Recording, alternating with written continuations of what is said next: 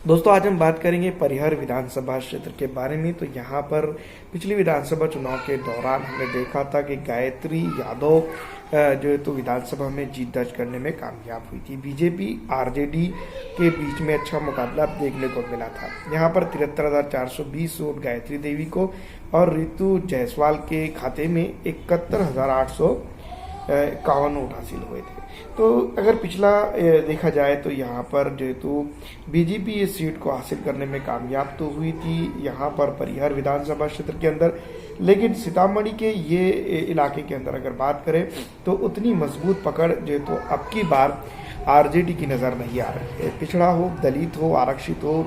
या अन्य किसी भी समाज के व्यक्तित्व की बात करें तो इस विधानसभा क्षेत्र के ऊपर जिस तरह से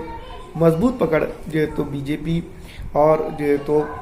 ऑल इंडिया मजलिस इत्तेहादुल मुस्लिमीन के चाहने वालों की नज़र आ रही है, उसी तरह से अगर देखा जाए तो यहाँ पर दूसरे किसी की भी नज़र नहीं आ रही है। तो इस विधानसभा क्षेत्र के ऊपर भी काफ़ी कुछ चीज़ें ऐसी है जिसको लेकर खुलकर अब बातें हो रही है कि यहाँ पर जो है तो पिछली विधानसभा चुनाव के अंदर जो कांग्रेस ने जो डंका और अपना डंडा और झंडा गाड़ा था वो इस बार जो तो नुकसान उठा सकती है, क्योंकि हम और आप जानती हैं कि पिछली विधानसभा चुनाव और अब के विधानसभा चुनाव में काफ़ी अंतर नज़र आ रहा है और जनता ने जिस तरह से इनको सराखों पर बिठाया था अब वो कहीं ना कहीं यहाँ पर उनको उतार कर बाहर करने की तैयारी में नज़र आ रही है। तो इस बार जो विधानसभा चुनाव होने वाले हैं उसको अगर देखें तो कई एक चीज़ें, कई बड़ी और छोटी चीज़ें निकल कर सामने तो ज़रूर आ रही है, लेकिन इस बार विधानसभा चुनाव के अंदर